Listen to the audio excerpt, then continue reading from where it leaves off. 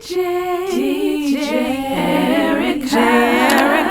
We're back with another episode of the DJ Jayerica podcast. Welcome everybody. Thank you so much for joining me in 2021. We are on a new year. We on some new-ish, okay? We on our season 4-ish, you know what I'm saying? I'm so excited to be back here talking to you guys. Of course, we're going to go through a whole list of celebrity hot topics, everything else. If you guys are new to the channel, make sure you guys hit that subscribe button. I am DJ Jayerica. That is the channel, and the podcast is the DJ Jayerica podcast. And if you guys don't know, I'm DJ Jayerica. Anyway, we're going to talk about celebrity news, commentary. Of course, we're going to talk about this Keisha Coles and Ashanti versus. Who do you guys think won? Me personally, I have my opinion. I'm going to tell you guys what I think of who I feel won and why. We also going to talk about the brand new music song of the week, which is Fat Joe, along with I think his name is Amerifis, and it's a dope song. And this guy, I was actually watching him on YouTube, and he's a producer, and of course a DJ, and he mixed like two great classics together. Like he'll mix the acapella vocals of one artist and then mix the beat of a classic song and just make this crazy beat. So this kid had the opportunity to work with Fat Joe, and I mean, this record is dope. It's a smash of Never Too Much and Kiss It Better with Rihanna. So it's just crazy. Anyway, we're gonna talk about that. We're gonna talk about Danny Lee and her whole colorism thing. This girl is looking real crazy on the internet right now, coming out with some song called Yellow Bone is what he likes.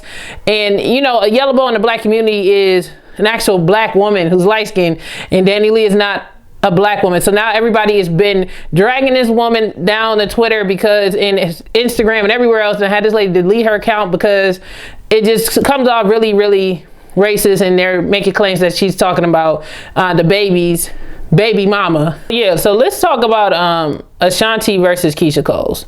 Now, you know, we already had this whole thing postponed, not once, not twice, but I would say we did three different dates on this, okay? So this is the third and final date. They finally show up, but it took them an hour, okay? They didn't cancel this time, but it took them an entire hour to actually come out. I'm sitting here on Apple Music waiting for Ashanti and Keisha Cole to come out. We sitting here waiting. All you hearing is records playing, the DJs playing records. There's not a woman in sight. We don't know where they at, you know what I'm saying? I went and made a post on Instagram, and I said, where in the world is Keisha Coles and Ashanti? I've been waiting for a whole hour now. You know, I said, who's in charge of the girls? Like, who's in charge of the girls? Like, what's going on? Like, where are they? Are they going to come out, and are they messing with us? Like what is the holdup here? You know what I'm saying? And after, I would say it was almost damn near an hour, Ashanti come out. Now, the funny thing is before Ashanti came out, she went on Instagram, okay, and making a post and showing her jewelry off, doing ad placements and stuff on Instagram. Now, you know your fans been sitting here. You know we've been waiting for an entire hour, not only an hour, but an entire month and 1 hour at this point, waiting for you to come out for this battle, Ashanti. And you was on Instagram putting up posts and getting your advertising brand, whatever. I'm not, you know, mad about that, make your money. But why did you have to do it an hour into the verses? We were sitting here waiting. Now, I know a lot of the verses with these celebrities, sometimes there's always some technical difficulties, there's always some type of delay. But I just was like, at this point, we waited an entire month for this verses. It got canceled twice on us. And now the third time, you think that the ladies will be on point. You think they would come in on time. I thought, okay, well, they're going to warm us up for 15 minutes. Okay, we're going to wait a little bit. That's cool, you know. But then, okay, 15 minutes pass, I look, it's 20. Okay, well, maybe it's 20 minutes. 25 minutes pass, I'm like, okay, now 30 minutes pass. I'm like, okay, so are we canceling this again, or what in the hell's going on? And see, they lucky I didn't have nothing else to do, okay? So I just sat there and waited and waited and waited. And finally, like I said, Ashanti came out after she putting up Instagram posts, got people going there dragging her like, hey girl, where are you? Like, okay, that's cute and all, but why aren't you at this versus, girl? Like, where are you? Now, we thinking, okay, well, Ashanti finally came out, that means Keisha Cole's gonna come out. No, we waited an additional 20 minutes and then Keisha Cole come out. I said, well, all right. This is how we gonna start this whole thing, wasting a whole hour and a half of our time waiting for y'all to show up after we waited an entire month. I'm gonna say an entire month and 1 hour and 30 minutes we had to wait to finally see both of them back on screen together after this entire fiasco with Ashanti having COVID and all this other stuff. But anyway, let's get into it. So I want to talk about the most funny and shadiest part of this versus was when Ashanti played Ain't That Funny, which is actually a collaboration between Ja Rule and J-Lo, right? But it's been this is something that Ashanti stated was facts, is that she wrote the song and she actually was the vocals on Ain't That Funny, even though J-Lo was getting full credit for it. All the background vocals on there is including Ashanti, and don't nobody really give her any credit for it. Now she's coming back to get her credit because she actually wrote the song and she actually put the lyrics on the song. So she decided to play it, and I'm sitting here like, okay, now I see you trying to be shady or whatever. All right, I see what she's trying to do here. I see she trying to get her credit while she can in front of her 1.1 million people that's watching right now. I see you, Ashanti. I feel the shade in the room, but it is what it is, okay? Now, we gonna go down the list of songs that was going down round per round, okay? And then y'all can evaluate what y'all feel which songs won and who I feel like I thought won the overall battle. Okay, so the first round we got Keyshia Cole's I Changed My Mind and Ashanti Happy. I gave that to Ashanti. Even though I love I Changed My Mind, I gave it to Ashanti. I don't know. Round two, Keyshia Cole's I Should've Cheated. And then Ashanti, The Way That I Love You. I don't know. That was like a draw for me for that one, because I really like I Should've Cheated. But The Way That I Love You, really, you know what? I had to get that to Ashanti too. I'm not gonna lie. Y'all, anybody that's a Keyshia Cole fan up in here, don't come in here dragging me. I'm just saying what my thing, what my thought is, okay? But I'm going to tell you what the actual results is. So round one, I said I feel like Ashanti won. Ashanti did win that round. Round two, I like The Way That I Love You a little bit more than I Should Have Cheated by Keyshia Cole's. They said Keyshia Cole's won that round. This is from Billboard. Round three, Keyshia Cole's played Enough of No Love featuring Lil Wayne. And then we have Ashanti, Don't Leave Me Alone. The winner for that, Keyshia Cole. Round four, Keyshia Cole said played Shoulda Let You Go, and Ashanti played Rock With You All Baby. Of course, that went to Ashanti, and that part Ashanti had mixed together, of course, like the inspiration to that song, which is a Michael Jackson. So it was just a brilliant blend, and for me, I feel like, okay, that she easily took that. Round five was I Remember, which is Keyshia Cole's I Remember versus Lloyd featuring Ashanti Southside. And that one definitely went to Keyshia Cole's. Okay. For round six, okay, it was Last Night, Diddy featuring Keyshia Cole's, and it was Ain't That Funny, which is the part where I said it was funny because I feel like Ashanti was trying to be funny playing that particular song. Everybody was saying like J-Lo was like fake singing and stuff. But anyway, J-Lo could sing anyway. She was at that inauguration singing her lungs out. So ain't nobody saying nothing bad about Jennifer Lopez. Okay, let me be clear. But anyway, according to them on round six, that went to Keyshia Cole's. Okay. Tupac. The Tupac round was real fun. But me personally, okay, I feel like, okay, I think it went to Keyshia Cole's because Play Your Cards Right to me is a little bit better than the Ashanti Pac's Life. I feel that song used to hit. I had Play Your Cards Right on repeat when she released that. That was a dope song, but according to them, it's a tie. So I guess they said it's a tie because it's honoring Tupac. So let's just say it's a draw between them. But me personally, I felt like Play Your Cards Right was a better mixed featured Tupac song between the two ladies. The next round was round 8, Love versus Rain on Me. Of course, Love won that round. Keyshia Cole definitely won that round. Okay, and that's what it says on here. Round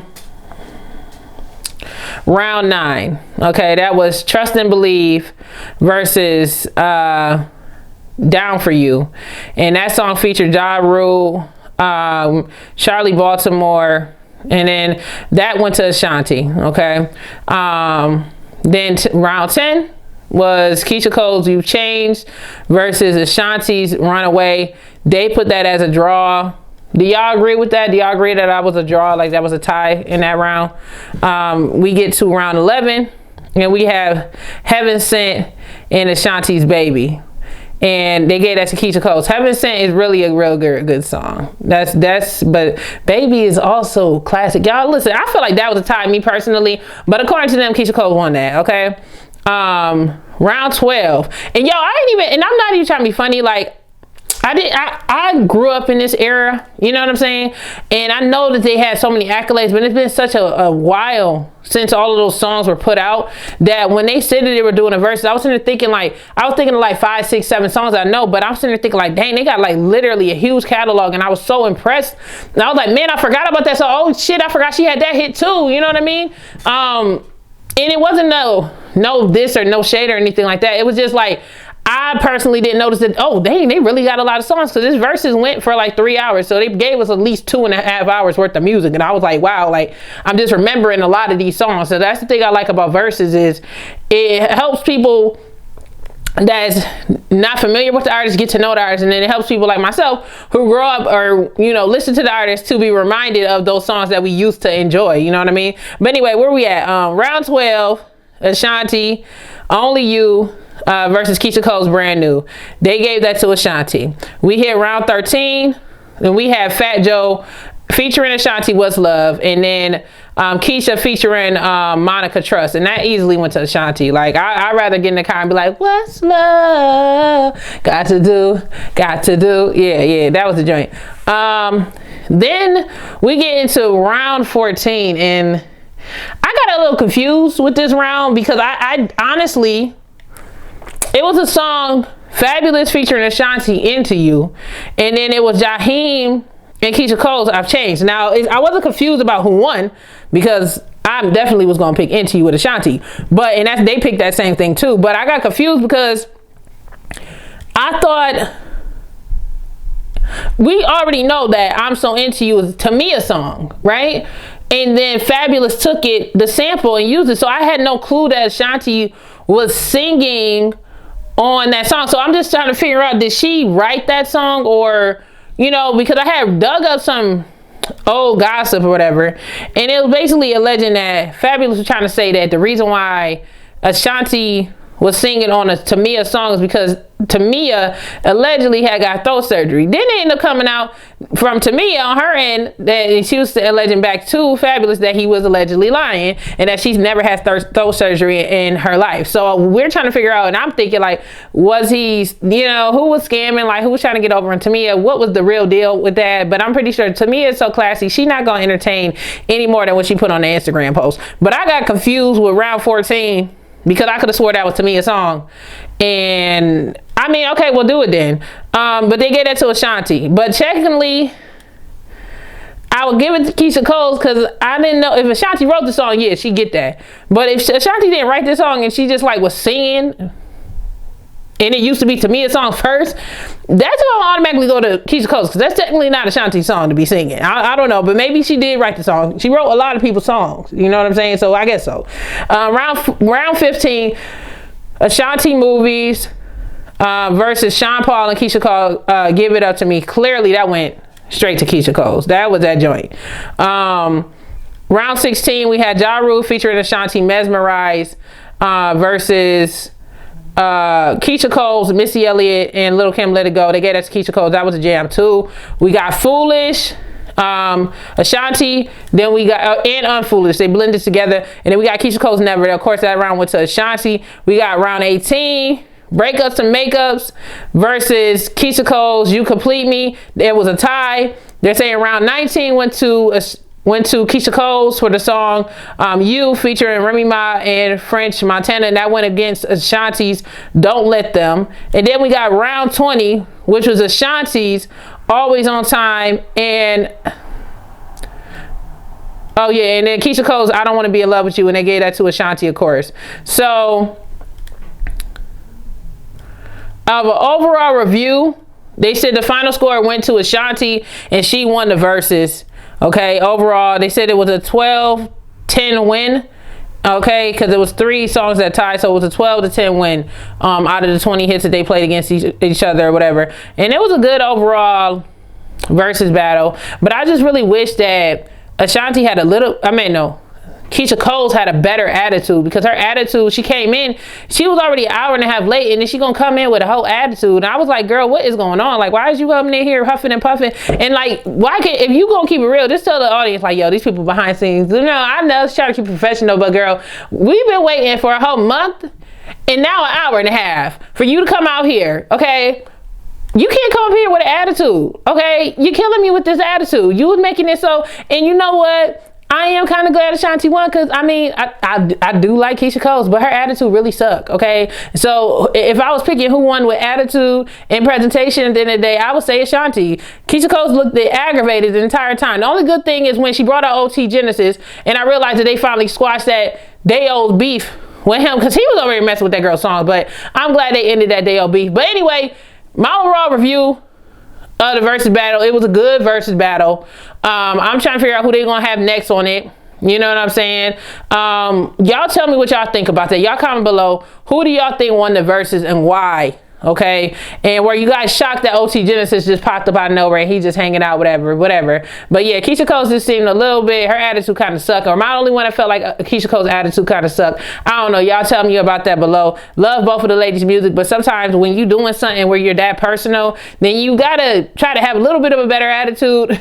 And also, I noticed Keisha Cole was a little annoyed because they couldn't stand up, but I mean, it looked like it was such a tight ass screen. I was like, could y'all like make it so these ladies can breathe a little bit? Like, at least Gladys Knight and Patti LaBelle had a stage, but I forgot they was in person on that. So I don't know. But anyway, y'all tell me what y'all think about that, and we're gonna go to the next celebrity hot topic. Make sure you guys hit that subscribe button if you guys haven't already, and hit the like button. All right, y'all. So let's talk about all this drama going on in regards to this whole Salt and Pepper biopic, where they like left Spinderella out of the biopic in some shape or fashion. They said that in the movie they kind of mention her, but they don't mention her, and they pretty much axed out her importance and relevancy within the group of Salt and Pepper. And it's been a big old thing that's been going on. Everybody's been sitting there attacking and dragging Salt and Pepper on Instagram and everything else. And upon the release of the movie that just came out this weekend, Spinderella took to Twitter or Instagram. She also made a post on Instagram, just social media in general, putting out this statement saying, too often Black women have made meaningful contributions to the industry and left out of historical narratives. Back when Salt and Pepper was building our legacy, which is rooted in empowering women, I could not dream that this same group would one day disempower me. Words can't fully express my disappointment when I learned a decision was made to move forward with the Lifetime biopic that wrongfully excluded me from every aspect of the development and production, all the while using my image throughout, given that I played an integral part and role in the group story and success. And she continues, there's nothing more unacceptable than a woman being silenced by another woman, and it is for this reason I will not be supporting this biopic. I do, however, want to offer a huge congratulations to the talented actresses that played us, including Monique Paul, who I wish would have been given the opportunity to share my true perspective with. In reflection, I am grateful I've managed to uphold a 30-year career of truly empowering women with my gift against all odds. This will continue in my work and service. The great news is I'm in the final stage of writing my memoir, a personal journey navigating through life, relationships, in the industry that raised me. 30 plus years is a lot of content, and I'm ready to share it. Thank you, as always, to my family and friends, loyal followers of Team Spin. I'm forever grateful to you all and for your support and love throughout the years. And then at the bottom she said, for those asking or wondering, my involvement in the Salt and Pepper Lifetime special. So basically they used her likeliness, okay, but they didn't actually have her involved in the creation process of the movie. And also the actress that played her never actually had the chance to meet and talk to Spinderella to get her full intake on her role in the Salt and Pepper film that premiered on Lifetime. In my personal opinion, I feel that they were wrong for excluding her from the movie. I get it that they basically trying to say several ties because Spinderella decided to sue them not too long ago because she felt like she was owed royalties and stuff like that, that the group wasn't providing. And also, you know, just her just being mistreated by the group and them basically asking her out of the group a couple of years ago, and just switching up, just trying to make sure that the money is only being split between the two of the ladies and not including Spinderella. And it's kind of real, it's not kind of, it really just is messed up. It's just messed up that this is happening to one of our hip-hop pioneers. You know, Salt-N-Pepa is a hip-hop pioneer, you know, and them as a group, they're a hip-hop pioneer, and that includes Spinderella in that legacy. And she's a hip-hop pioneer as a DJ. DJs actually are the people who created hip-hop. So when you sit here and basically try to say that she has no relevancy and importance to the group, I just feel like that just sounds crazy to me. That sounds real crazy. You guys won a Grammy with her. She was on magazine covers with you guys, went to awards with you guys. She was a part of the team, you know, and back then, of course, I was young, or you know, may have not been here, but you know, I've grown around music and everything else, and this is how I've become who I am, and I study music and everything else. And the things that I see is that, you know, Spinderella was very much a part of the group, but never really an official member, and didn't get the full respect and accolades that she deserved from Salt-N-Pepa. And I feel like it's just kind of hurtful and wrong for them to just be like, girl, yeah, you cool and all, you spinning the records, but you ain't rap, so bye. Like, when I think of the Push It, which is like Salt-N-Pepa biggest hit to date, basically, that joint got like 125 million views. That's like their biggest hit from the 80s. And I think of Salt-N-Pepa, and I think Spinderella in the back, and I think them doing their rhymes, killing it, you know. And I'm thinking about everybody that's involved, including like the producer and everything else that put this all together. And I just feel like it's not right to exclude her like she just ain't nothing, you know what I mean? I feel like it was wrong. And you know, I get within the lawsuit, I had just watched the actual Breakfast Club interview that Pepper and Salt did in response to that, because I really wanted to get like a broader perspective about it. You know what I'm saying? Because we could go on the internet and just read Spinderella's issues and stuff like that. But basically, what they were reiterating is that they were friends. They created their group before Spinderella got added to the group, and that's their stance upon it. You know what I mean? Which is understood and understandable, but at the same time, you just hope that the ladies can just work it out, because they made hip-hop history together. You know what I'm saying? This is music history. Females in hip-hop really making history, killing stuff, getting Grammys together, just doing the impossible. And they're all supposed to be getting a Lifetime Achievement Award. And you know, it kind of sucks, because I don't even think Spinderella is going to be given that Lifetime Achievement Award. And she's been with the group also for basically 30 years. She's been back and forth in this group with them. I don't know. I just feel like it's all wrong. It's nice that they're getting their accolades. They definitely deserve it. But I just feel like it's just not right to exclude Spinderella from that legacy and act like she's not there. You know, all three ladies are alive and well. I hope that Salt-N-Pepa talks it over and try to, you know, squash the beef. Salt said that she was willing to squash the beef, or whatever the situation that was going on in the Breakfast Club. That's what she basically was saying.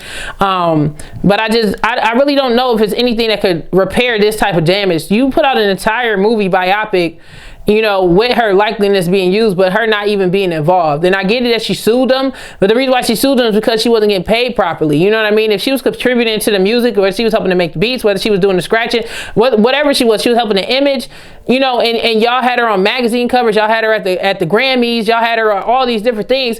And then we get to this, y'all older now, like 50 something years old. Now y'all just want to be like, oh, bump her, like just throw her over there. It's not right, man. And because of that, I personally didn't watch the movie. I don't know if I really want to, because it kind of sucks to know that Spinderella didn't even get the chance to be a part of it. And Lifetime don't really be having a, you know, I'm already like iffy every time Lifetime make a movie. Like, they got Wendy Williams movie coming out, and I'm just like, here we go. Because I don't like the Lifetime movies. Like, I really feel like they cast people, they look at the real people, and they like, yo, we know what the person looks like. Let's make sure we cast the total opposite of that. You know what I'm saying? Let's just cast a total different person, like, and make sure they got a different skin tone. They look this way. Like, it's just cheap. They take their little $10,000 budget and they just throw whatever they can together. You know what I mean? And I feel like even with a story that big, you know, I feel like Salt-N-Pepa should have went to VH1, but maybe it was just a money management type of thing. But I feel like they should have went through VH1 the same way the TLC movie went through VH1, because that was honestly one of the best TV movies outside of the Jacksons movie. And of course, Temptation. I'm talking about, like, I'm just sitting there thinking, like, in the past 10 years or so, since these biopic things have been a thing with the throwback artists or whatever, TLC got the best within the past 10 years. TLC has the best biopic, and now it's from VH1. The New Edition story was definitely dope too, but and that was made by BET. So I don't know, they need to hit up Viacom, because Viacom own all of that. I don't know why they would even go to Lifetime, because to me, Lifetime is too small of a platform for a group as big as Salt-N-Pepa. Like, it don't even make sense. But yeah, you know what I'm saying?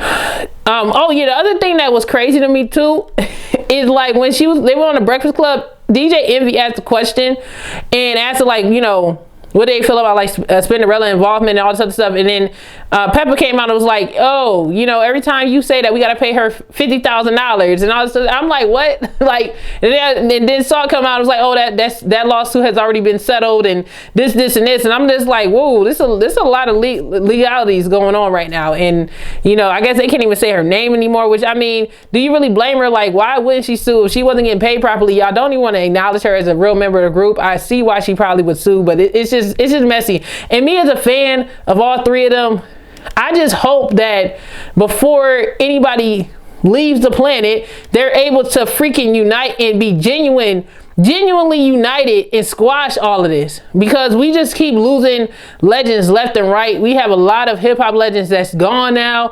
You know what I mean? And it's just like, they are literally the pioneers of female hip-hop. Before Lil' Kim, you know, before Nicki Minaj, before even you know, before all of them, like all the Foxy Browns, before Left Eye, there was Salt-N-Pepa.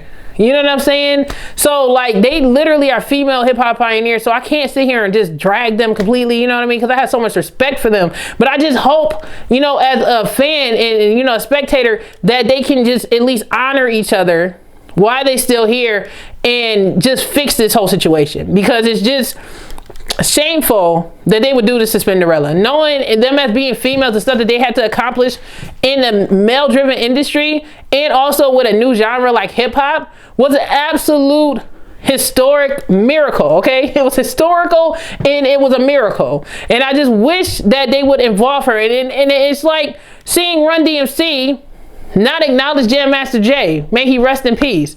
You know what I'm saying? It's like seeing Fresh Prince without DJ Jazzy Jeff. Like, it just doesn't, you know, it don't make sense to me. You get what I'm saying? So I just hope that Salt-N-Pepa sit and try to figure out a way to mend their friendship, at the very least, because just like we're just regular people, these celebrities are regular people, and time is limited.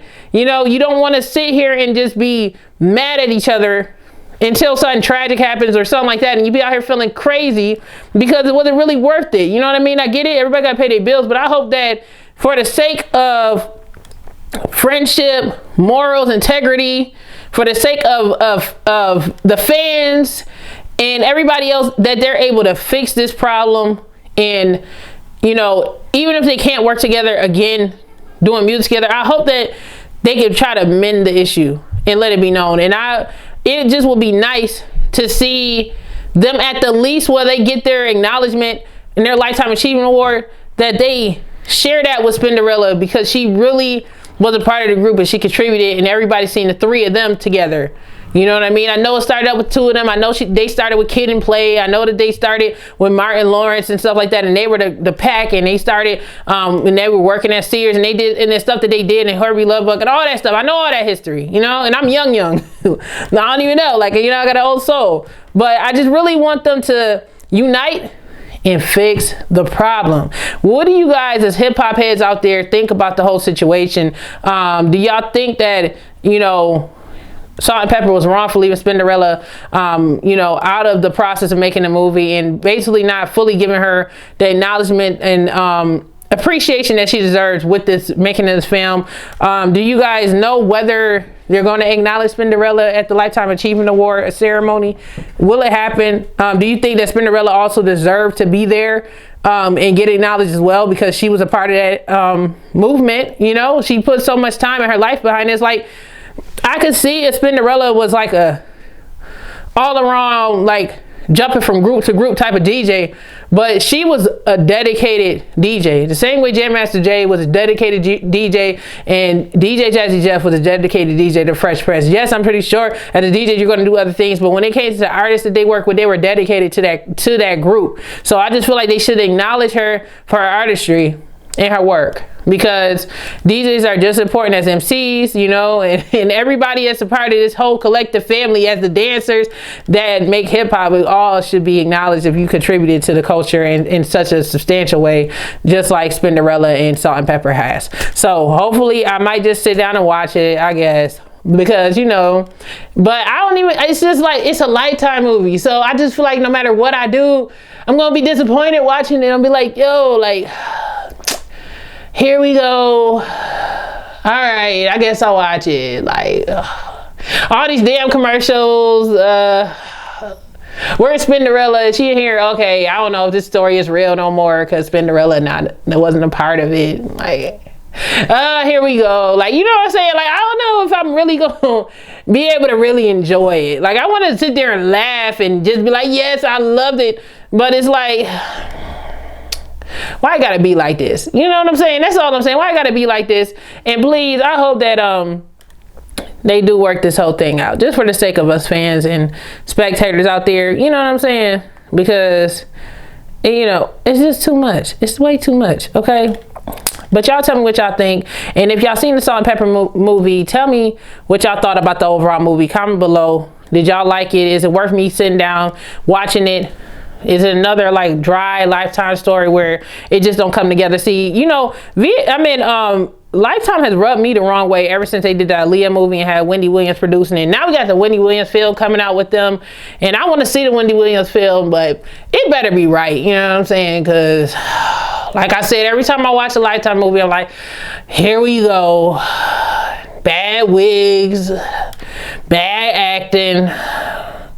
The subject is a dark-skinned black woman. She gonna be like 10 shades lighter, probably mixed, curly hair. They just be finding the total opposite to cast, and it just be messing your girl up. But it's whatever. And we gonna go on to the next subject now. Okay, so let's talk about Danny Lee.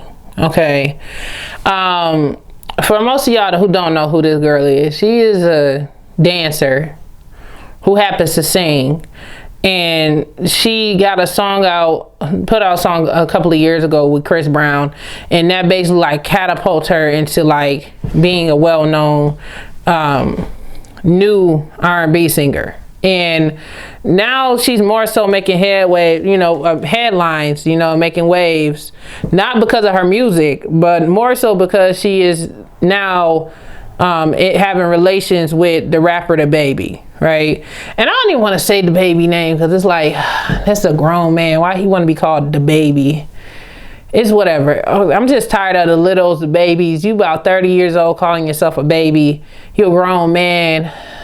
I don't know. Anyway, she in a relationship with The Baby, all right? The Baby got a baby mama. I'm going to say baby a lot, so stick with me. Got a baby mama. She's a dark-skinned woman. Okay, he has a baby by the baby mama, of course. Okay, and The Baby hops between Danny Lee bed and his baby mama's bed, allegedly. I gotta say allegedly. Okay, like I said in my entire thing, everything's alleged, and that's what we're gonna say. It hopping between these two women allegedly.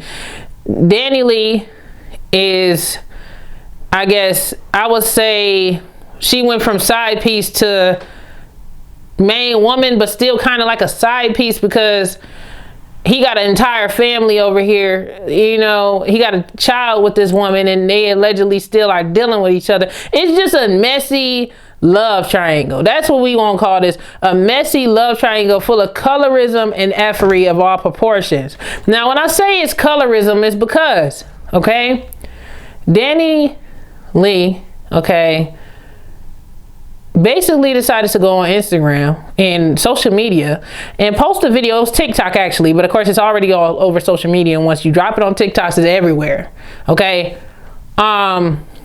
dropping a song called Yellow Bone Is What He Likes, and the song before anything, the message is outside of the message being effed up, it's just the song itself is just pure garbage. Like, it's just like, throw it in the dumpster, you know, burn it up. It's just garbage. Okay, it just smells stank. The song just ain't, it's just not hitting, you know what I'm saying? But she was trying to, people are alleging she was trying to heckle the baby's baby mama, the dark skin brown skinned black woman, okay, and trying to say that the baby left the baby mama because he's wants a light skinned non-black woman.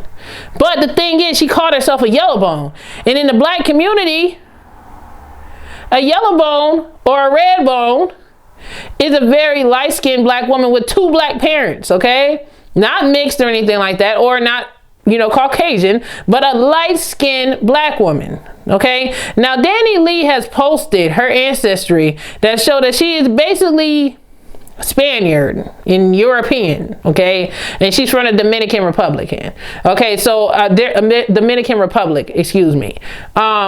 So she's not even a yellow bone, and she's trying to drag a black woman for being a black woman, and basically saying that this man is choosing her over the baby mama because the baby mama is too dark and she just so light and so amazing and so whatever.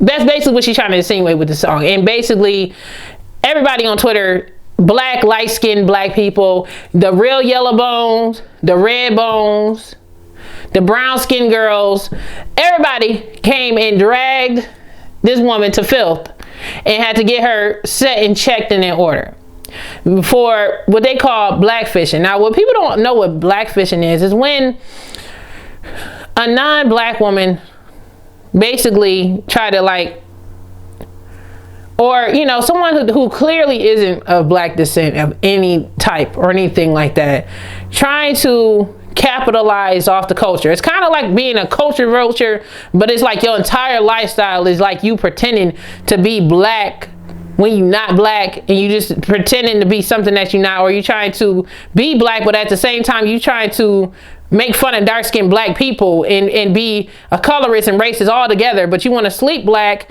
but you want to dog the black women. This is in particular, it's usually mostly women that do stuff like this, and I see it on TikTok and everything else, and I think that made Danny Lee feel like, okay, I could possibly get away with something like this. I could just go out here and I could sit here and try to be funny and basically say, oh, this dark-skinned girl is ugly. This is what this song is basically about. It's about you saying yellow boners or whatever it said. It was what he like. Okay. So are you saying that, you know, because we already noticed they allegedly got a beef with the baby mama, and the baby mama is a very dark-skinned black woman. She's a dark-skinned black woman, beautiful dark-skinned black woman.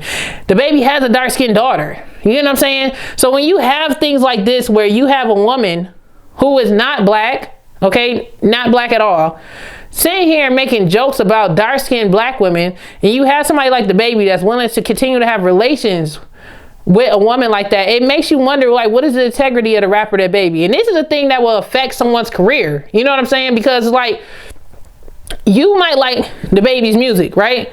But then you find out that he's dealing with, I mean, most rappers, they're not faithful, but he's dealing with someone like a Danny Lee, who's a colorist, who put it out there that she feel like she's better than the person that he procreated with because she's light skinned. You know what I'm saying?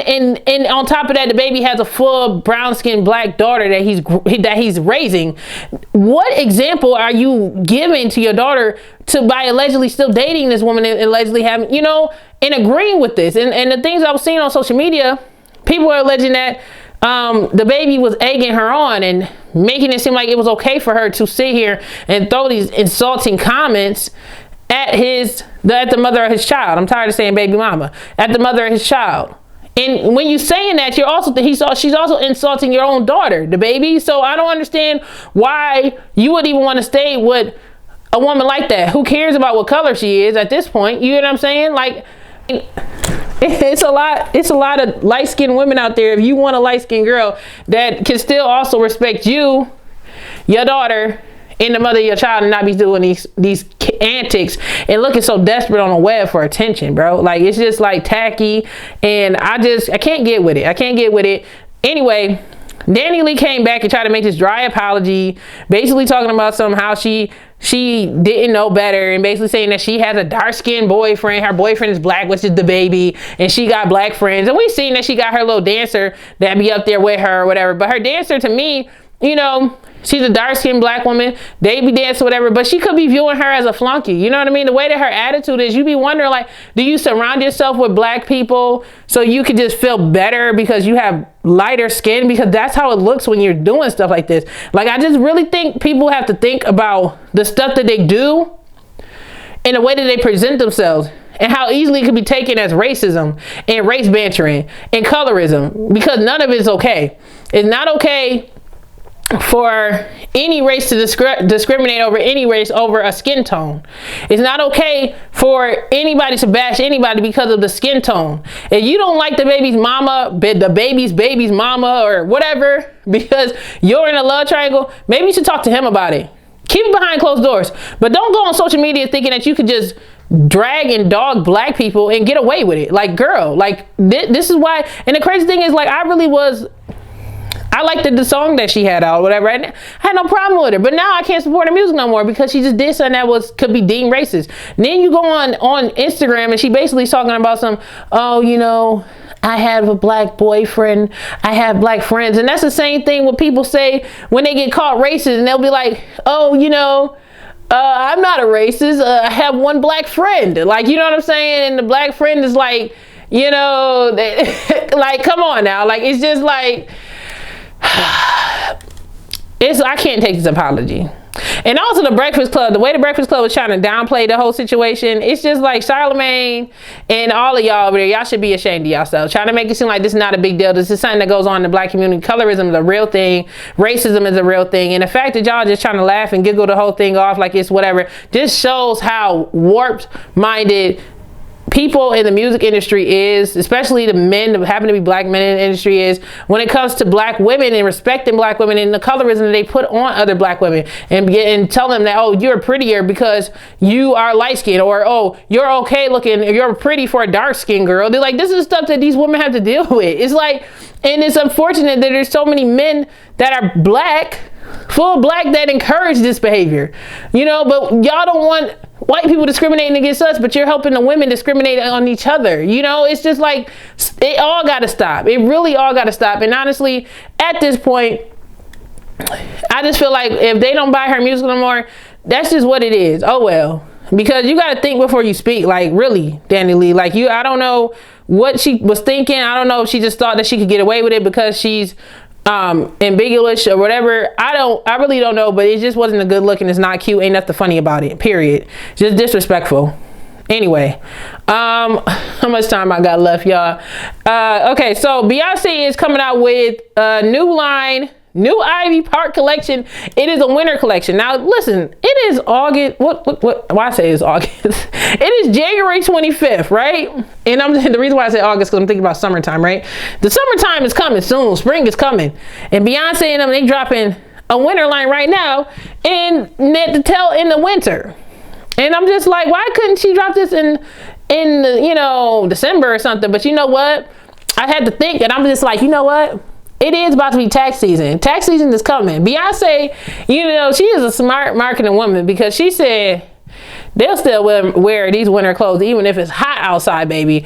All I need to make sure is that they get these tax returns and they buy all this out. And I'm telling you, this new line is so popping that you're going to be walking around in a ski suit and some boots in the middle of August, okay? In the middle of the summer. It's Beyonce fans. They crazy. Beehive fans are really You know what I'm saying? So I wouldn't be shocked. I wouldn't be shocked if I seen a few of them walking around in this uniform in the middle of the springtime. It's hot. They have me hot as hell. They just like, you know what? Just keep the air conditioner on blast. We're going to have our Blue Ivy outfits on. We're about to do this for Queen Bee. Well, all right, Beyonce, do what you got to do and make your money. But anyway, so the collection actually just dropped. She just put it on social media. It's on her Instagram is where I had seen it pop up. And then I went to just like look at it, whatever. It was a nice, dope, you know, slideshow of pictures and all that stuff of the models, just showing off the whole outfit and everything else. And then she put out, of course, the commercial video, whatever, for it. So yeah, that's dope. That's dope. That's dope. I haven't bought any Blue Ivy clothing.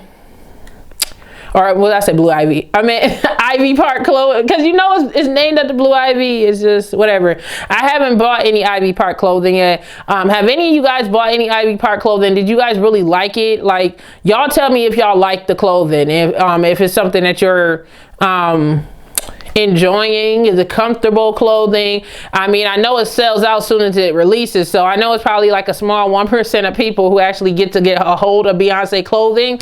So if you guys happen to get a hold of Beyonce clothing, you are one of the 1% of the world who's able to wear Queen Bee's clothing. You guys tell me, how does it feel? You know what I'm saying? Is it comfy? Do you like it? You know, I feel like this is like one of this is her successful clothing line, because she had the House of Darion way back in the day, and you know, that's with her mom or whatever, and that didn't do too well. But this look like this clothing line is definitely solid, and she gonna be on her Rihanna-ish, you know what I'm saying? Because Rihanna is killing it when it comes to products and game and everything else, you know what I'm saying?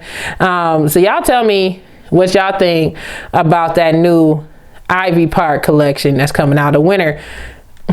See, I'm telling you, it's a marketing thing. Like, how is you gonna drop winter clothes and we about to start spring in March? I don't know. Y'all don't know. Y'all tell me. But anyway, how much time I got left? All right, so did y'all hear about Trey Songz getting arrested at the Buffalo Bills game? The Buffalo Bills versus the Chiefs. So it was a Kansas City Chiefs game. And shout out to my team, Buffalo Bills, y'all. You know, my city almost made it. They were one game away from the Super Bowl. It came up short. 24 to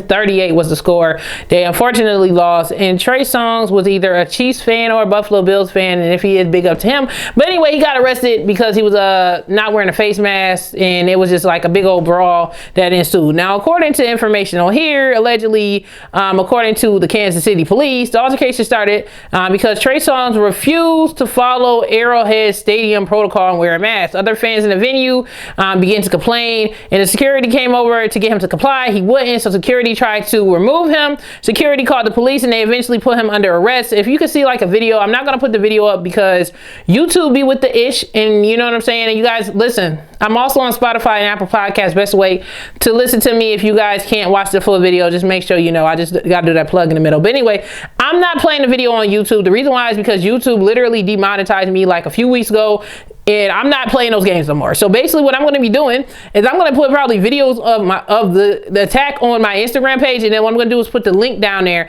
and you guys can see the full video and the altercation on there, because ain't nobody else capitalizing and making money off of my stuff unless I decide to make a separate channel for that particular thing where I don't care about losing money about it. But anyway, basically what goes on in the video, Trey Songz is there, like the video is showing Trey Songz, it looked like he's being like attacked a little bit by he was being like, how would I say attacked? Well, yeah, he's being attacked, okay? Like, he's down there as an altercation. It seemed like it's a bunch of guys that surrounding him. There's a police officer. Trey Songz ended up getting a good hold of him, put the police in the headlock. They scuffling, they pulling back and forth, Then the security end up coming over, they pulling him back and forth, this, and this. Trey Songz get arrested, and then I guess they had put him in jail for 24 hours. Now, Trey Songz, they were saying that he had to be in jail for 24 hours, but he literally just got released a couple of hours ago, and then he put up a post on Instagram, basically telling everybody, you know, he was just trying to make a joke out of the situation happening. It was like, you know, the Chiefs game was lit or whatever. Let me try to see if I can find it on here. I just had but anyway, yeah, he went on Instagram, was making a post about it, and I guess he was trying to make like a more of a joke about it, you know what I'm saying? Because it definitely got crazy. He got arrested. There it is. It says Chiefs game was lit, right? Yeah, that's what he said, whatever. And he just had like a slideshow of the stuff that he was doing, him back on an airplane, whatever. Looked like he going home or coming to the game or whatever. Just trying to make light of the whole entire fiasco that happened. But yeah, hopefully he don't get like really seriously in trouble because of that. That was definitely crazy in a scuffle. I'm just glad Trey Songz is still alive because, you know, it's been a lot going on with black people altercation with the police. But Trey Songz, at the same time, sir, why is you out here not wearing a face mask when you know that that's protocol for people to be in the stadium? Why would you, just because you a pop superstar, if you wanted to be a part of the general public and not get special treatment, then there you go. You have to wear a face mask. Are you trying to be in a general public area? Because he wasn't, it's not like he was in like a box by himself, you know what I'm saying, where he was able to find some type of agreements with the stadium, be like, yo, I'm not wearing a mask, I'm gonna stay in this box. Okay. He decided to be down there with the general public. He decided not to wear a mask, and that's where all the drama ensued from. You know what I'm saying? Not trying to, you know, so I'm just like trying to understand both ends of the whole thing. The video definitely looked suspect. It looked like they was trying to get Trey Songz, but Trey Songz was luckily able to make out of the situation alive. But at the same time, why would he go to the stadium, this football stadium with thousands of people, where we shouldn't even be around each other because of this whole COVID-19 situation?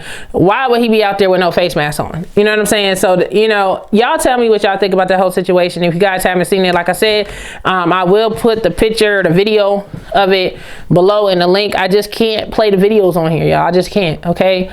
All right, once I get a little comfortable, I might play a little bit more audio and stuff like that. But right now, I'm trying to get back in the game with the YouTube channel, so I will not be playing that video on here, but I will put the links in there. And I hope when we put the link in there, I'll make you guys go to my Instagram page and subscribe, because I'm not just building my YouTube channel, I'm building social media just in general, y'all. So, I mean, it's not just YouTube that I'm on. I'll be on Instagram posting stuff. I'll be on Facebook posting stuff. And of course, like I said, like my show ain't just on YouTube. It's on Apple and Podcasts and Spotify and all the other stuff. So, y'all go ahead and check that out.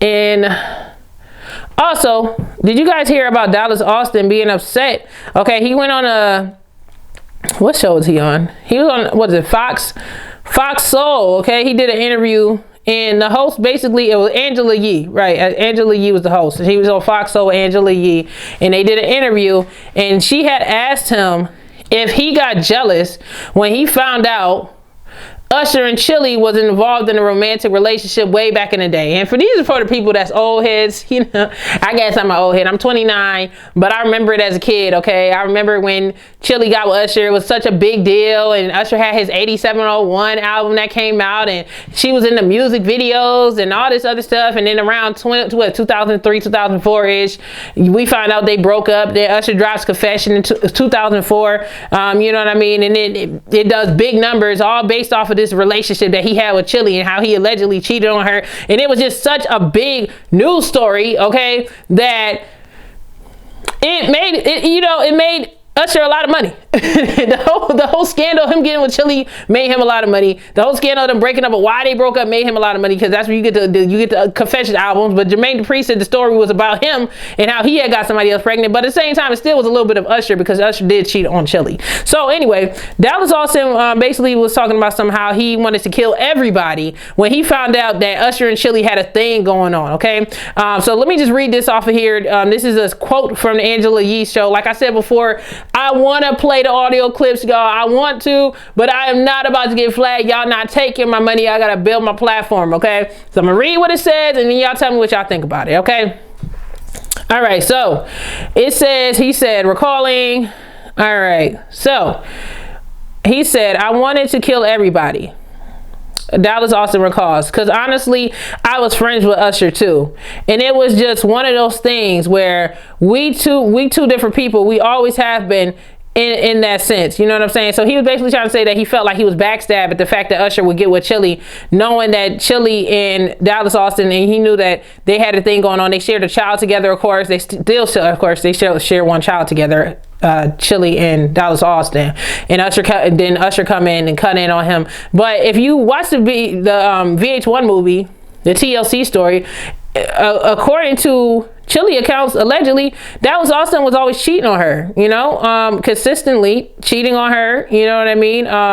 He had a lot of side pieces. He wasn't really treating her too good. You know what I'm saying? So she decided to move on. And it's interesting how men can be, where it's like, okay, they could cheat on you all day, all night, have side pieces, have this one, have a baby on you. They just want you to just stick around and go on full throttle and continue to deal with the emotional and mental abuse. And Chili just was like, this ain't working for me. I gotta go. You know what I mean? I mean, even in the interview, I know that he moved on from, but he still seemed a little bit hurt about it. You know what I'm saying? It's just like, I don't understand, like, some men in their logic in regards to it. Like, you can't sit here and mistreat somebody for basically a whole decade and then be mad when they decide to find something better. Like, it's just like, it's just sick. And that's the craziest thing, is this is just average stuff that goes on with these celebrities. Like, average stuff that I see every day with regular people that go through stuff. Like, they deal with their boyfriends cheating on them and this, and they decide to leave, and the dude is sitting there, why would you do this to us? Like, sir, you cheated with like 100 chicks. You had like 3 kids. Like, what are you talking about? He's talking about, so you wanted to kill everybody. But anyway, let me finish the quote.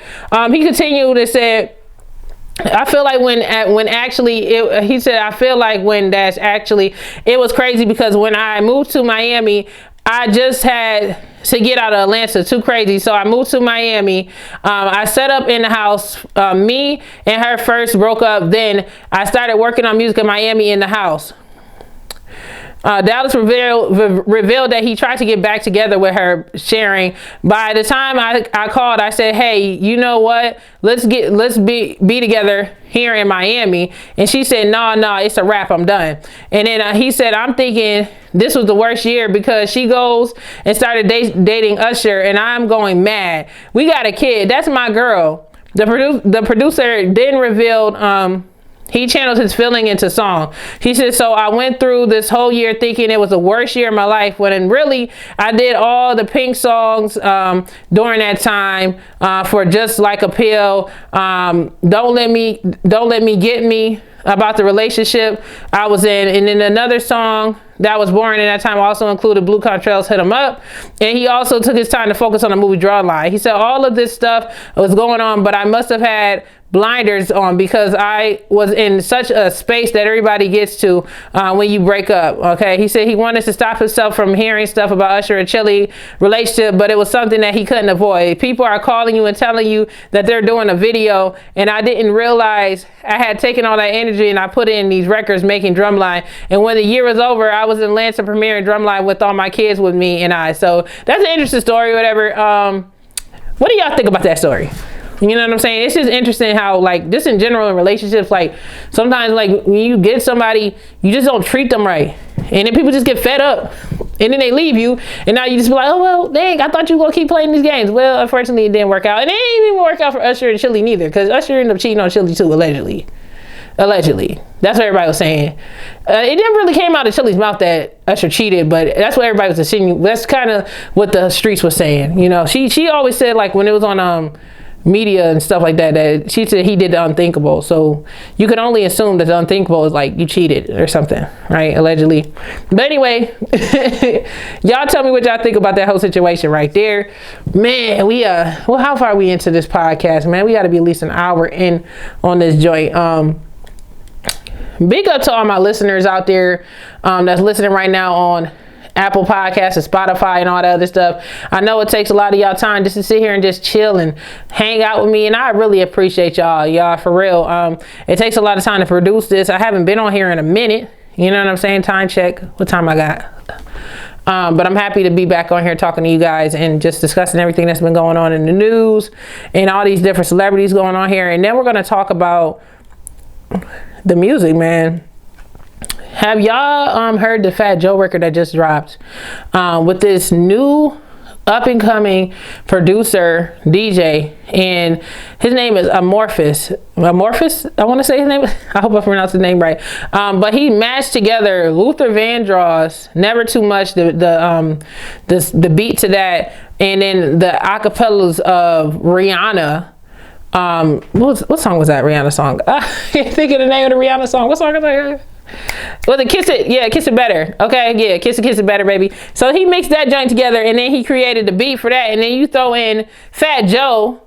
in his rhymes, and then somewhere in between there, I guess DJ Khaled helped Amorphous finalizing and the production with it. But I know that I'm very happy for this dude, Amorphous, because I seen him on YouTube, and I seen him mashing together like songs like with Aaliyah, and I'm just talking whimsically, okay, but I seen him mix like songs with like Beyonce song to like a, I don't know, Aaliyah song, or Aaliyah song to like some other song, you know what I'm saying, or you know what I mean. And I was just like, yo, this shit is dope. Like, I remember listening to that joint, and I was like, man, he dope. And he ain't had that many followers at the time, and I was like, wow, he is really, really good. So I don't know how he ended up getting connected with the camp of Fat Joe and all this other stuff, but I'm really, really happy for him.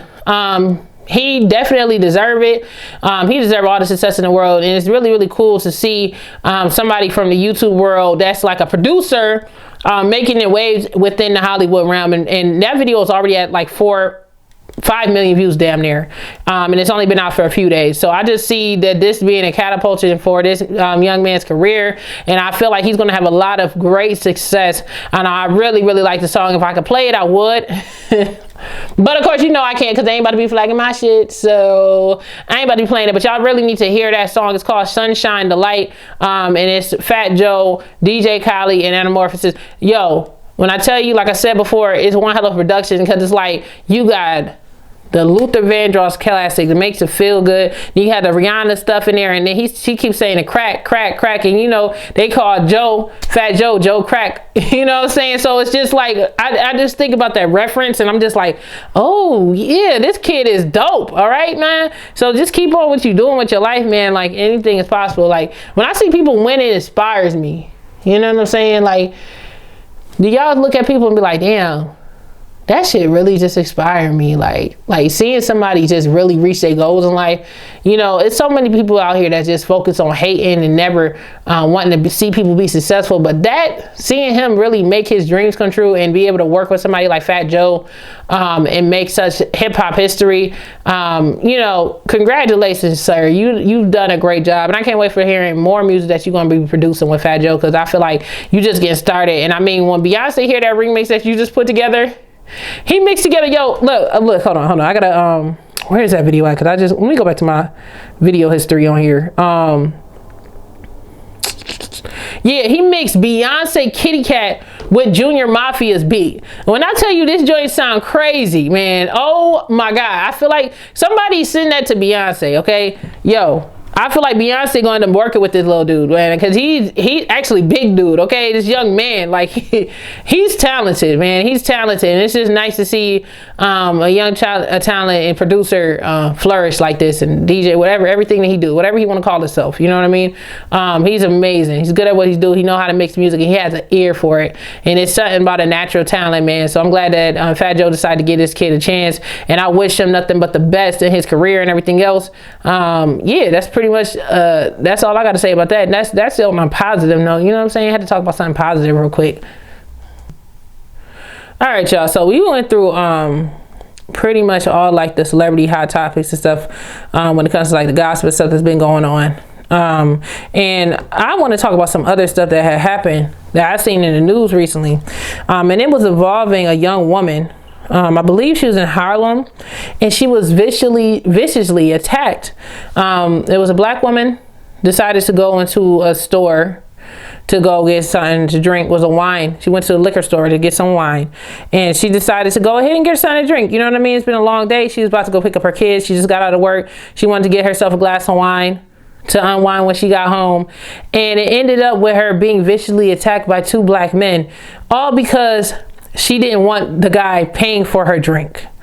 And it pissed me off to see this, y'all. And I know, like, on my show, most of the time I'm talking about, oh, let's talk about this gossip, this, and this. But this is a podcast, so we're going to talk about the real stuff that be going on, because life is real and things happen with regular people every day that's not discussed. You know what I'm saying? A part of me wants to play the clip, but like I said before, y'all, I'm not trying to get my shit flagged, so I'm going to read y'all exactly what happened. And then what I'm going to do is also put the link to the article that has the video in it in my bio, so you guys can see this, and we're going to discuss this. We're going to talk about men not being able to take rejection. you know, and the issues with this, the issues with black men, and particularly not being able to just take rejection when a black woman is telling them, yo, I'm not interested, whatever. It should never end to this point where you are violently attacking her. This woman got her eye. He tried to bite her eye out. She had a scar over her eye. It's so graphic. I can't put the picture, of course, in here or anything like that, but I'm going to read y'all the story and we're going to talk about this. So, surveillance video shows a group outside the liquor store. Okay, let me read from the top. Okay. A woman buying a bottle of wine in Harlem was brutally attacked. She says it happened after she turned down one man's offer to pay for her. And this is from CBS New York, okay? It says surveillance video shows a group outside the liquor store as a woman walks in alone just around 6 p.m. on Monday, okay? This happened last week. The 31-year-old mother says she was buying a bottle of wine after work when two men walked into the shop at West 128th Street in St. Nicholas Avenue. She says a man in a red Parker offered to pay. This is what she said. This is quoted. She said, I politely declined and I said, no, thank you, but thank you. I could pay for it myself. And I got ready to walk out. Before I walk out, he basically said he felt like I thought I was better than him. From there, and I seen the video myself, from there you see her walking out, okay? And you see a group of men. It's not just two of them. It's at least 8 of them. And they're all black men. And this is a problem. It's a black woman being attacked by her own brothers. You understand me? So I'm going to go in, but I'm going to finish reading this story before I really go in. Okay, so the men followed her out, she says, asking, the men followed her out. She says, asking them, what did they want her to do? The men followed her out. She said, okay, so then she said the men followed her out, asking her what did she want to do about it. She said, I just asked him, I said, you're seriously trying to fight me? I'm trying to go about my business. Okay, she says they then chased her across the street, kicking her, and one man actually bit her forehead, okay, leaving a deep wound. She said he tried to bite her eye out. The others, like this is more than 2 men beating up this black woman, a mother, okay, beating her up. They continue to kick her, okay, they bit her. Okay, she says, and then this is where she continues on her quote. She says, to bite me and do that, maul me the way that he did with me screaming and saying, I'm just trying to get to my daughter. That's just an animal. That's not a person. Witnesses told Rosner, multiple people had called 911. The woman was taken to a New York City hospital in stable condition. During the attack, she says that her iPhone fell to the ground when she went to grab it. He pried the phone out of my hand, she said. He said, give me your phone, B, calling her out her name. And then she said someone afterward told her to run because one of them had done this to someone else before, and they could possibly come back. The woman who was not able to open one eye says the suspects need to be caught immediately so other people is not going to become prey and don't become prey to these predators. Okay, police are looking for the men involved. So these dudes have not even been caught. You understand me? Like, it's just, it's disgusting, you know? And this is the stuff, and this happened in Harlem, New York. Somebody know what happened to that lady. And for all the men that did that to her, they're not men, they're cowards and they're monsters. And these are the things, and these are the things that people talk about when they say black women are unprotected. It is hard being a black woman, and it's like, okay, it's bad enough being a woman because women, we are already prey to the world. And my camera died, and check out my continuity. I had to fix that vinyl, that was bothering me. But anyway, it's already hard being a woman. You know, like, we are prey out here, and it's just dangerous, you know, and it's just terrible that black women aren't being protected by their fellow black men. And you don't have to know a woman personally to protect her. And definitely, if you're a black male and you see a black woman being attacked, there was like 10 dudes on that camera. If you see the video footage, it's literally 10 dudes there. So any of them could have stepped in and said, yo, chill out, get off of the lady, leave her alone, or did something, you know what I'm saying, in defense of her when it really started to get crazy, you know what I mean? But none of them did anything. They literally ganged up on this woman who was a mother, okay, and beat her, like savagely beat her, and then bit her eye. Like when she has like stitches like around her eye. Like this is what the black community is starting to become. This is how it's starting to become. And then, you know, the thing that pisses me off is like in incidents like this, you're gonna have black men that say, yo, all black men are not abusive towards women.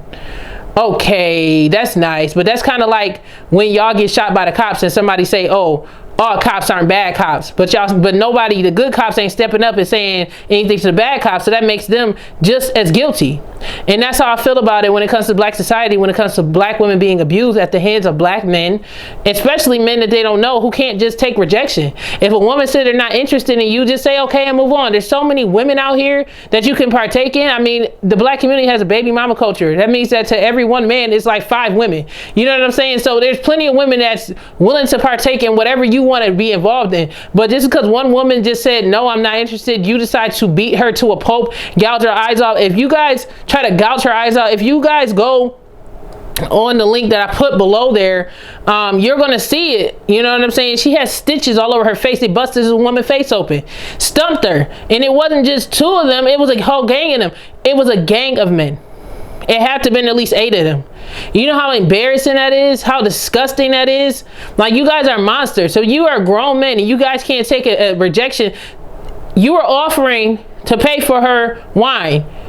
That woman was in there way before you got in there. You hunted her down like prey and started this conversation hoping that you would get what you got in the end result.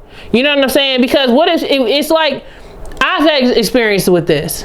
You know, where you reject a male and you tell them like, no, I'm not interested, and it's like they all of a sudden you're a bitch, all of a sudden you're a hoe, oh this and this, and it's like, dude, it ain't never been that serious. Like, black men don't understand that when a woman is out by herself and it's multiple of you and you guys are basically harassing her, that's scary and that's intimidating. But to take it all the way to the next level after she rejects you and you continue to press the issue, that's make her even more nervous. But then you want to take it to the next level by putting your hands on her, savagely beating her and biting her in the eye. Like, are you fucking like this? It's disgusting, yo. And any black man who hears this, or any man in general who hears this story and try to find an excuse why she should have just followed behind whatever he was saying and just try to give in or whatever, you are a part of the problem of why this stuff keeps happening to black women. You get what I'm saying? So like, I'm just absolutely disgusted.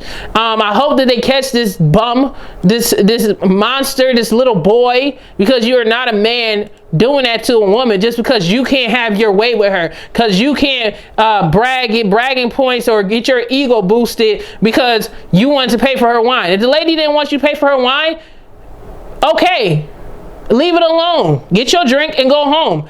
It's a whole group of y'all. And this is what y'all doing. And I'm pretty sure out of all y'all probably have kids, females, daughters that you know, that you probably lose your mind if somebody treated them the way that you treated this woman. So like, anybody that's out there, I'm asking you, you guys are watching my show, you guys are in Harlem or whatever, please bring these dudes, these cowards forward. The reason why they did it is because they feel like they can get away with it. They feel like they can get away with harming a black woman, because in our black community, black women get abused all the time and nothing happens to the men who do it. And they know nothing's going to happen to them. So they're going to try women like this on the street and they're going to get away with it. And it's enough. Enough is enough. Black women shouldn't be afraid of their black men. Black women are marching for you when you're getting shot down and murdered by the police. Black women are taking care of your babies and having your children and extending your legacy. And just because one black woman decides, or whatever, how many black women decides, no, I'm not interested in you, you reward her with this type of a beating. And this happens way too often. This is just the stuff that was just reported because it was on camera at a store. This stuff happens all the time behind closed doors with black men and black women. I have stuff that has happened with people I know directly with their black boyfriends and stuff like that. And then they want to try to justify it or nobody say nothing. And this is one of the reasons, because they don't hold men that do things like this to black women accountable. It's ridiculous. You got to literally kill the woman. And even then you usually get away with it. Like it's just disgusting, y'all. And I hope that this story reaches somebody out there and y'all just really start opening your eyes. And if you are considered a good man, because I know somebody's going to come in here like, oh, black men's like that. That's not what the argument is. What happened is what happened. That's what they did to this lady. I don't want to hear all that. What I want to hear is y'all go out there and start beating down these bums out here that beat on women the way that you beat on your girlfriend behind closed doors and don't nobody know about it. Just cowardly. Just cowardly. And there's no excuse for it. And whoever don't like it, please unsubscribe. If you like beating on women, if you like beating on women in general, black women, if a black man thinks that it's okay to stump out their female partner, please do not follow me, because you're going to be getting lashed once in a while. When I see these stories, I'm going to say something, because somebody got to speak up about it. Me as a female, I'm never going to be okay with a man beating on a female, period. And I don't think females should be beating on men. But at the end of the day, men have 10 times the amount of straight of a female. And it's absolutely ridiculous that a woman can't simply say, I am not interested in making home safe. She's somebody's mother. Would you want your mother to get stumped out like that? And the fact that somebody else said that this man did this before to somebody else shows you how the black community doesn't care about protecting black women. Because how did he get away with doing this not once but twice to somebody, to another person? Like, you get what I'm saying? It's a problem. Like, I hope that he gets caught, and I hope he get an ass whooping before he gets caught and then get put under the jail. Like, that's just how I feel. You know what I'm saying? And I just feel like it's disgusting. And I'm going to stop talking about it now, because that done set the mood right there. That done pissed me off. But y'all, I hate to go into these rants, but this is the stuff that goes on in the community.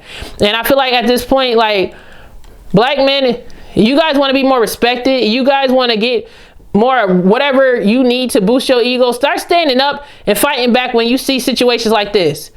This is the second incident that I've seen in a year in New York. Like, New York guys, like New York black guys, what's up with that over in the boroughs? Because I'm from New York, but I'm not in the boroughs. So I want to know what's up. What is y'all deal? Like, y'all just like jumping females? Like, I seen it over in the boroughs like last year. There was like a ton of black dudes, like teenagers, 18, 19, 20 years old, beating the Pope out of this girl. Like, just beating her to a bloody Pope. Stealing her clothes. Like, and this is, and of course, it's going to be goofy black women still trying to defend some crazy, sick shit like this. Like, you got Stockholm syndrome. Lady, is you stupid? What's wrong with you? Like, I don't know. Like, that stuff just pissed me off. I've never been a person who will ever be okay with a woman being attacked savagely like that, all because she didn't want to give somebody her phone number. Like, that's her right. That's her security. You know, I was reading stuff on Twitter, and it was a ton of posts by black women basically talking about how they just give people like that the phone number because they know that they're unstable, and they don't want to get beat up like that lady did, because they get hostile. They get enraged when you say, I'm not interested. I don't know what it is about people like that, or black men like that, and particularly, because the only twisted, men do that, you know what I mean? But it's very prevalent in the black community when a black woman says, and I've witnessed it myself, says they're not interested in somebody or a black guy that's trying to, you know what I mean, push up on them. All of a sudden she a bitch, all of a sudden she a hoe. It just become really bloody, really fast, really deadly, really fast, all just because she says she's not interested. And then I'm reading these comments on Twitter, and this lady's like, I'll say I'm married, I'll say I got 6 kids, I'll say everything in the book so I could just like get past and say, sir, I'm not interested. And they still be trying to push up on you. So I don't know what's wrong with them, if their mental dialect isn't catching on. But it's like, chill out. Like, really just chill out with that, man. Like, it just pisses me off, y'all. Like, I need the black community to really just like get it together, male and females. Because collectively, us as a community, we are a problem. We got to fix some things. And in particularly, black men need to have a meeting and understand what manhood really is, because manhood is not trying to force a woman to be with you who's not interested in you. Manhood is not beating a woman down to a bloody pulp because she says she's not interested in partaking or whatever you're trying to offer her. It's you accepting it and moving on to the next option. Yeah, that's what manhood is. Like, it's just, yeah. I'm just saying right now, just pray for that young lady, that young woman. You know what I'm saying? Like, she's somebody's mother. Like, imagine your mother coming home and telling you that these dudes done came and attacked her because she wanted to buy herself a bottle of wine after working hard all day to make it home to you and cook you dinner, and your mom get beat up. Like yo, that's how people become. Listen, let me not even say that on camera. See, anyway, I'm gonna move on to the next thing, and we gonna talk about this whole I'm gonna get to the YouTube part. You know what I'm saying? Some of y'all, my podcasters, listeners and stuff that's on Spotify and Apple Podcasts, y'all probably don't do YouTube, but I do, and I be watching certain videos of certain YouTubers, and I want to talk about like Young Eazy's beef with Josh Odell, who is Natalie Odell's brother, because everybody know about the YouTubers that's probably following me, because some of y'all come in here and hear what I had to say about Eazy and Natalie. But once again, y'all, I'm not playing no clips from any of they videos or nothing like that on here.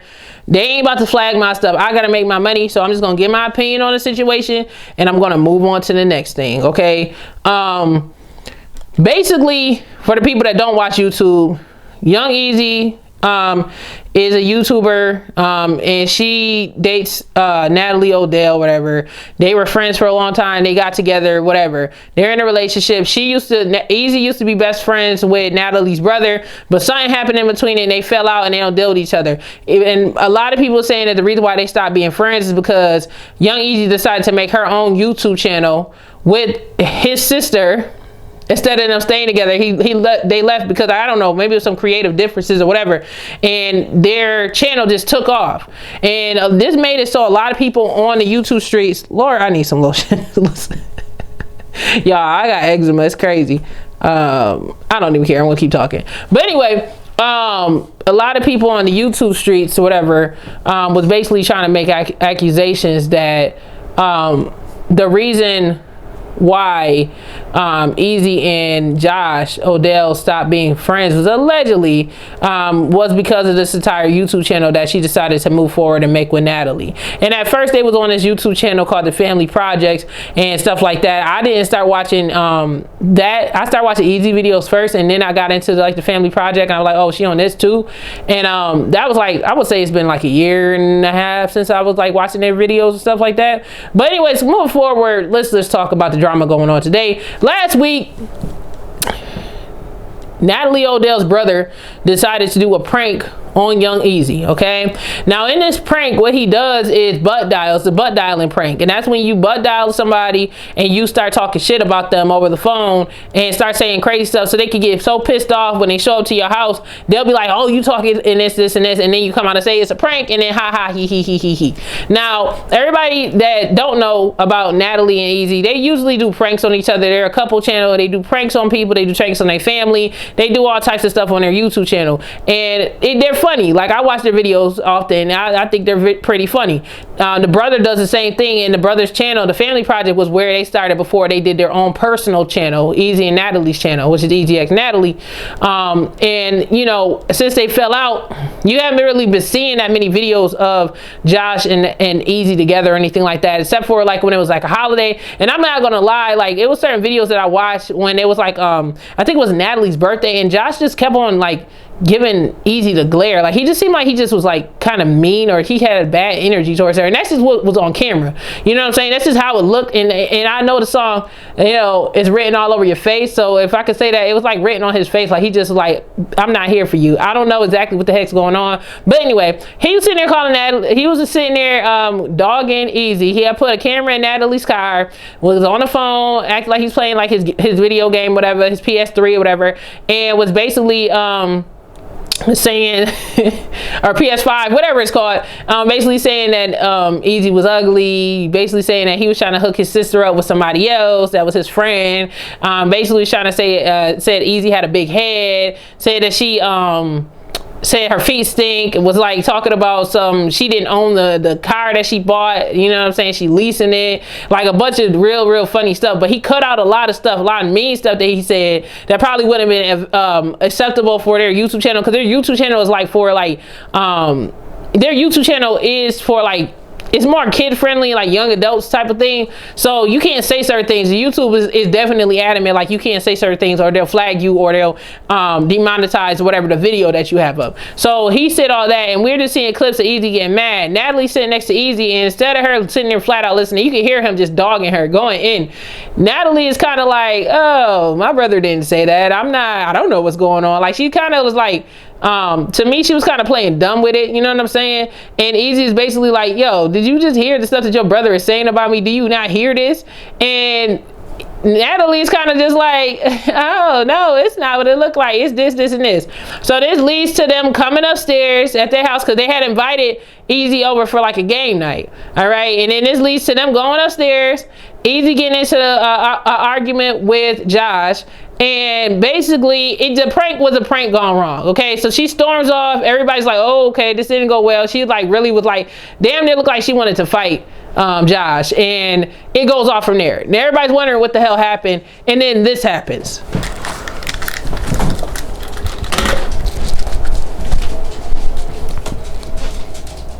Easy goes on social media and loses her mind. She goes off. She's upset about the prank that Josh did or whatever. And then she made a video shooting back, basically talking about how Josh is egotistical. He never liked her. They not friends. It was too soon for him to be trying to prank her, and basically explaining the dynamic of their relationship, like the true dynamic of their relationship, and why she feel like it was just too soon for him to prank her like that. She didn't feel like it was appropriate for her to be pranked like that. She basically was trying to say that all the stuff that Josh was saying was the reason why they fell out, because according to her, from her mouth, allegedly, Josh said all those things in real life to somebody else, and she found out about it. I think that's what she was insinuating. Also, if you watch the clip, Josh is also talking about him hooking Natalie up with one of his friends, so that could also be a factor too. So I'm sitting there wondering, did Josh like not only say those things about Easy, but also try to hook Natalie up with somebody else? Like, is that what she was basically saying? Is that allegedly what happened? Like I said, I'm just trying to figure it out. So this leads to Josh responding, and she went in. She definitely went in. It's long. Y'all can go see the clips or whatever. I'm pretty sure y'all, if y'all on here, it's because y'all watched the clips.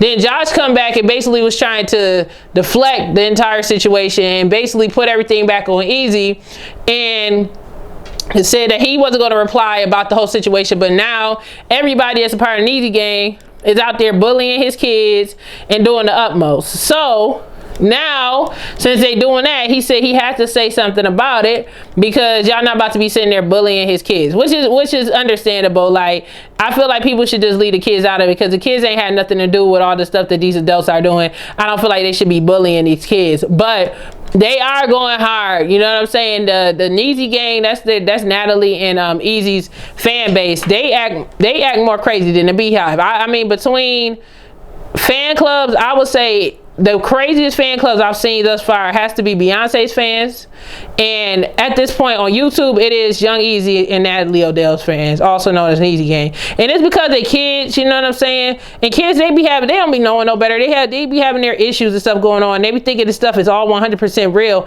and they gotta understand that this is these people's jobs. You know what I'm saying? Their jobs is to basically like spark emotion and stuff like that to help build their channel. You know what I'm saying? So I'm not saying that it's rehearsed or this whole thing is staged, but a part of me wants to be like, Josh ain't ish. Like, he wasn't a good friend to Easy. A part of me want to be like, you know, what exactly did he do? Like, if he really did all what Easy is claiming that he did, he's trifling. But another half of me is like, these people are actors, and we know that they're actors. So could they be doing all this just to help build their channel? Both of their channels are close to getting 1 million subscribers on YouTube. So it makes you want to sit there and dissect it and be like, is this fake? Is this whatever? I sat and watched other people reviews, and I just like to see the opinions on other people. Some people, they believe it. Some people think that it's fake. Some people think that it's rehearsed. I personally think, I don't know. You know what I'm saying? I mean, at this point, the way that they're dragging this man, the way that he's losing subscribers, I mean, I've seen that he lost a lot of subscribers, is making me think that this whole situation ain't fake. The only person that we haven't seen talk about the situation is Natalie. But anyways, back to what Josh was saying. Josh was basically trying to say that Easy was disrespectful to Natalie. And for most of you guys that don't know, Easy went to Miami. She's probably back by now, but she went on a Miami trip after all of that stuff. And she was seen on Instagram with some stripper, just throwing money on her, just being just real trifling, just a lot of stuff. You know what I'm saying? Just disrespectful. And it is disrespectful to Natalie if she ain't okay with something like that, and it's a negative situation going on, and for her to be on social media just trying to be braggy and do all that, you just be like, okay, now enough's enough. Now that would make sense why Josh ain't messing with her, but you know, because that's what he was saying. He's like, we can talk about all the issues that we have and all this other stuff, but we can't talk about it when you doing this type of stuff to my sister. We can't talk about it when my kids being bullied because of the situation. But that's Josh not taking accountability. Your kids wouldn't be getting bullied if you wasn't doing the stuff that you doing. You gotta take accountability as well. You know what I'm saying? I don't feel like it's cool for him to sit here and be like, it's all her fault. It's this and this, when you're the one that decided to make this prank happen, knowing that y'all probably wasn't cool, and maybe it was misinterpreted. He's saying allegedly that him and Easy hashed it out already, and he had invited her to the Christmas with his kids and his girlfriend and stuff like that. So he was like, why would he do that if he wasn't cool with her? But at the same time, you got to understand that Easy is a female, he is a man, and men, you know, men can hash things out pretty quickly and move on. But when it comes to like a female, if you say certain things, women will say one thing but think another thing. And I think that's the part that he got mixed up when it comes to like a homie female friend. It's just like, it's not going to be the same. So I feel like Easy should have made sure she made that clear as well. If she didn't make it clear to him that they wasn't cool. I get the idea of being cordial, but you should have approached it. Now, according to him, they also went mountain biking together and all this other stuff, and they had seemed like they was cool at that point too. So he just thought, okay, well, this would be cool, and this basically prank was going to be like initiation for them to mend their friendship, but it backfired. You know what I'm saying? So, you know, and also he also mentioned that Natalie was calling him, crying about this, all the stuff that was going on, and also crying over the situation. But he didn't say whether Natalie sees the videos of Easy on the internet, her doing all the stuff that she was doing. But anyway, now it's just taking over the internet, and it's been people on social media dragging Josh. His name is also him, whatever. I think it's his name, him, his nickname. I don't know if he does music or whatever, but his stage name is him. And I got this weird notification, and somebody had wrote him. I'm gonna read one of these tweets on here. I'm just gonna go and get this tweet to y'all to show y'all how hard and how crazy the Easy Gang fans are, because somebody sent him something. This happened today. They said, I can't even curse, right? You a B-boy, which is like B-I-T-C-H boy, that whack a so-called prank. Damn, you hate Easy that damn bad. You act like you want to F your own sister, bruh, cause ain't no way a damn man, excuse me, I mean crybaby ass F, okay, use the F word, down talk a female. You are more of a B than that is, and she is as scary for not even getting on your ass to let you know that you're wrong. So then he reposted that on his Twitter, and then he said, she's clearly an Easy fan. That's cool, you support her, but how you calling me the F to insult me? You support the community but use slurs when you mad, miss me with the homophobic quote unquote label, and worry about your own confusion. My sis ain't no B, by the way. So like this is the stuff that's going on with this fan base. Like, they is literally going hard in the paint over this whole situation, and it's like, I don't know, like, is it fake? Like, I don't know. Like, do you think they would go this hard just to get some followers between the 3 or the 4 of their channels? I mean, the only channel that's probably not benefiting from this is Natalie's page, but Easy page will benefit from it. You know, the Easy X Natalie channel would benefit from it. And it kind of was like, you know, the video that Easy did, she uploaded it on the Easy X Natalie channel. So I was just sitting there thinking, like, why didn't she upload it to her personal channel? But then I was like, wait, it does kind of involve Natalie, so maybe that's why she put it up there. But I was shocked that she would post something like that, especially since they had a falling out last year because of all the crazy tweets and stuff that Easy had made on Twitter about the family. So I don't even know if that's gonna last. But honestly, when I feel about like YouTube relationships and stuff like that, I never expect them to last. You know what I'm saying? Because all they do is sit there and film all day. People start to get egos. People start to make money. And you know, I don't know would their relationship last. You know what I mean? Natalie didn't seem to want to defend Easy when the brother was talking real nasty. She just seemed like she was in denial, and I kind of feel bad for Natalie. And I just wish the fans would kind of stop attacking her too, because it's like y'all claim y'all fans of this lady, but at the same time y'all attacking her as soon as y'all get the chance. And it's like, okay, well, because of what her brother did, y'all gotta attack her. Now granted, I did see the video when they did the prank. I was shocked Natalie didn't really say anything about it, but she was laughing when he said yo, she was laughing when he said that Easy looked like a pit bull. But that was crazy. I kind of felt bad about that because that was really mean. But you know what I mean? It is what it is.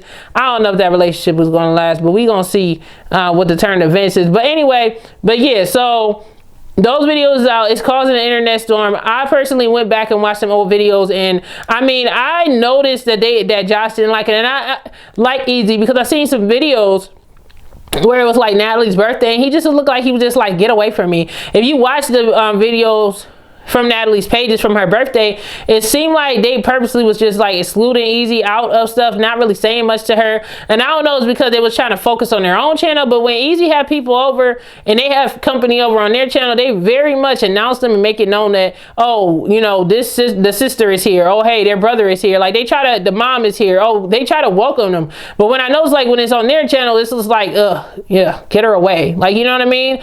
And you know, it makes people think certain things about it, you know what I mean?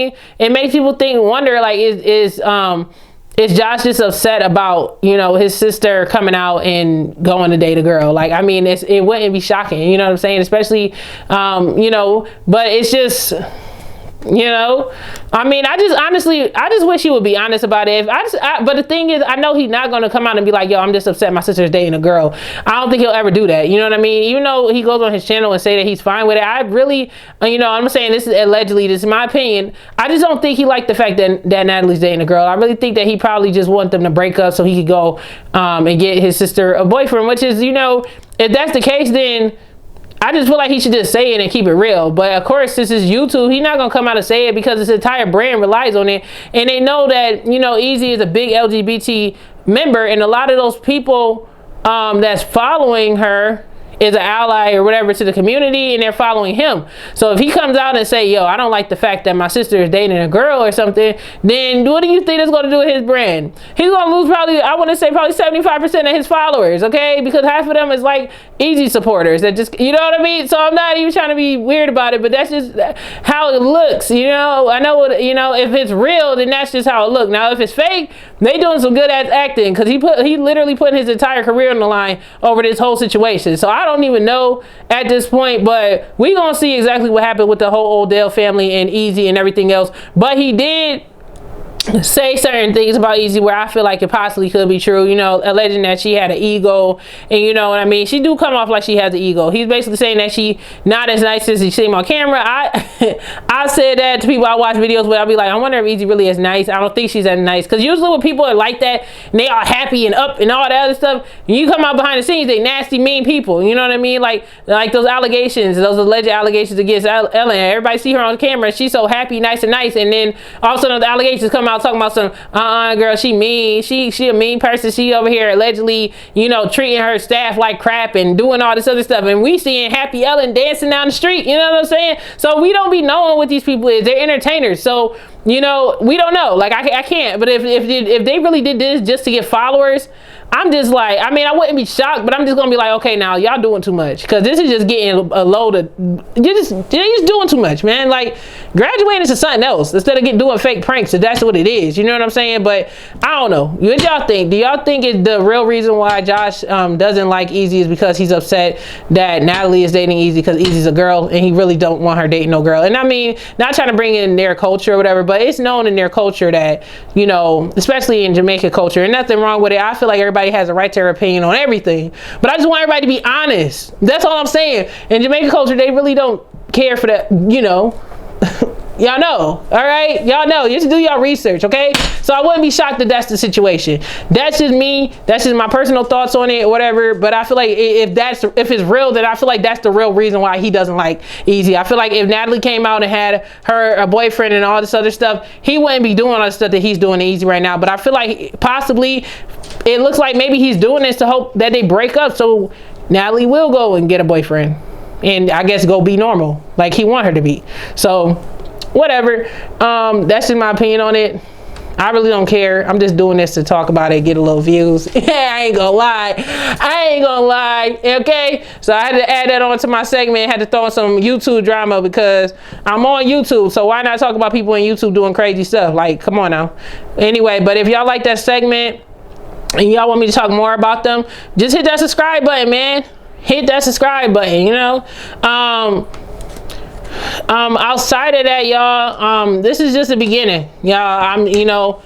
This is almost a 2-hour show. I'm so proud of myself. Look, I've been trying so hard to get through 2 hours on a podcast, and this joint is almost 2 hours long. I am so proud of myself. If I could cue the clapping music. Okay, clap. I'm giving a hand clap to my damn self, okay? Because like I've been trying to up my production and sit here and talk to y'all longer, because usually I give y'all an hour or whatever, but it's a lot of editing I'm gonna have to do. Damn it, 2-hour show? Oh my God. But it's gonna be worth it at the end of the day, man. Like, for real. Like, I just been really just trying to take the channel and the podcast overall to the next level and start talking and expanding things and discussing things and trying to do more segments and stuff like that, because that's what a podcast is about. And first, when I first started the podcast thing, I just started thinking like, okay, do it radio like, you know what I mean? Do it like you're on the radio and talk about the celebrity stuff like that. But it's so many different topics and different things you could talk about that at this point I'm like, yo, let me try to produce like a 2-hour show and talk about all of these other topics that could be discussed. You know what I mean? But like I said, y'all, I appreciate y'all for checking it out today. I'm going to be back for another show very, very soon. Make sure you guys subscribe to me on YouTube. Make sure you follow me. I am DJ Jayerica. Make sure you subscribe right now on the channel for the podcast. Check me out on Apple Podcasts, Spotify, Stitcher, and follow me on all social medias at the DJ Jayerica Podcast and at DJ Jayerica. Also, if you guys haven't already, check out my most recent interview with Dawn Robinson of En Vogue. It's a dope interview. She talks about a lot of stuff, especially about how the group got paid 2 cents per record, and there's just all the financial issues and everything else involved. A lot of scandal and so much more juicy information directly from the entertainer's mouth, man. I hope you guys check that out, and I'm gonna see y'all on the next joint. Subscribe. You made it through 2 hours of this, you need to subscribe, or even if you watch this in a splice, you need to subscribe. I'm gonna catch y'all on the next one. Y'all have a great one. Much love. Peace.